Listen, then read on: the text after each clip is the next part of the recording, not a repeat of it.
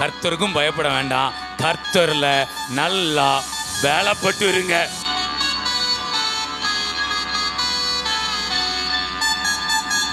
அப்பொழுது ஜனங்களில் ஒருவன், இன்றைக்கு போஜனம் சாப்பிடுகிறவன் சபிக்கப்பட்டவன் என்று உம்முடைய தகப்பனார் ஜனங்களுக்கு உறுதியாய் ஆணையிட்டிருக்கிறார். ஆகையினால் ஜனங்கள் அங்க பயந்திருந்தார்கள் இருக்கு. இங்க இந்த கடைசி நாட்கள்ல பயம் எங்கெல்லாம் இருக்குதோ அங்கெல்லாம் ஜனங்கள் விடாய்த்து போய் இருப்பார்கள். அதுக்காக கர்த்தருக்கான பயமும் இல்லாம, எந்த பயமும் இல்லாமல் இருந்தால் வம்பா போயிடுவாங்க. நான் சொல்கிறேன், கர்த்தருக்கும் பயப்பட வேண்டாம், கர்த்தரில் நல்லா வேலைப்பட்டு இருங்க. கையை தட்டி பிரைஸ் காட். அப்பாவுக்கு பயப்படுங்க, அப்பாவுக்கு பயப்படுங்க, அப்பாவுக்கு மரியாதை, அப்பாட்ட மரியாதையாக நடந்துக்கிடுங்க. Price God. ஸோ அப்போ இங்கே சவுல் மேலே ஜனங்களுக்கு என்னச்சது பயம். ஆனால் நான் சொல்கிறேங்க, இவங்க சரீரப்பிராரமாக எடுத்து சாப்பிடல, ஆனால் கண்ணாலே எடுத்து சாப்பிட்டானுவேன். நாக்கெல்லாம் என்ன செஞ்சுட்டு எச்சியவே தேனு மாதிரி என்ன பண்ணிக்கிட்டான். ஆனால் ஒரு யூஸும், ஜூஸ் யாருக்கு பேருக்கு? யோனத்தானுக்கு. ஜூஸை குடிக்கணும், இல்லைன்னா ஒரு யூஸும். Price God.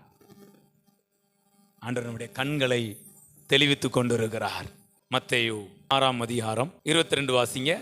கண்ணானது சரீரத்தின், இந்த கண்ணு தான் என்னதான். அப்போ நீங்க கண்ணை ஸ்டடி பண்ணிட்டீங்கன்னாலே ஒட்டுமொத்த சரீரத்தை என்ன பண்ணிடுவீங்க. Praise God. அடுத்து பாருங்க, உன் கண் தெளிவாக இருந்தால் உன் சரீரம் முழுவதும். அப்போ இப்போ அவருடைய கண் தெளிவாயிட்டா, இப்போ அவருடைய சரீரம் முழுசு என்ன ஆயிட்டு. Price God.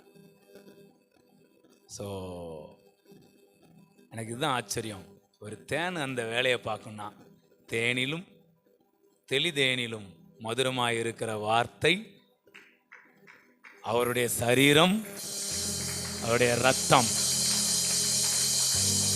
மூணும் சேர்ந்துச்சுன்னா என்ன வேலையெல்லாம் பார்க்கும், என்ன வேலையெல்லாம் பார்க்கும். இதை நம்பலன்னா நம்ம ஒன்றும் செய்ய முடியாது. இதை ஏற்றுக்கலாம் நம்ம ஒன்றுமே. நான் வசனத்தில் இருந்து தான் பேசுகிறேன், உலகத்தில் இருந்து பேசலை. ஹல்லேலூயா. யோனத்தான் கொஞ்சோண்டு தேனை சாப்பிட்டாரு, இவ்வளோ கண் தெளிஞ்சதுன்னா நம்ம இன்னைக்கு வார்த்தையை சாப்பிட்றோம், அவருடைய சரீரத்தை புசிக்கிறோம், அவருடைய ரத்தத்தை பானம் பண்ணுறோம். மூணும் சேர்ந்துச்சுன்னா எஃபெக்ட் இருக்குமா இருக்காதா? வேற லெவலில் இருக்கும். உங்களை 80க்கு அப்புறம் இருக்கிற வாழ்க்கையையும் பார்க்க வைத்து விடும்.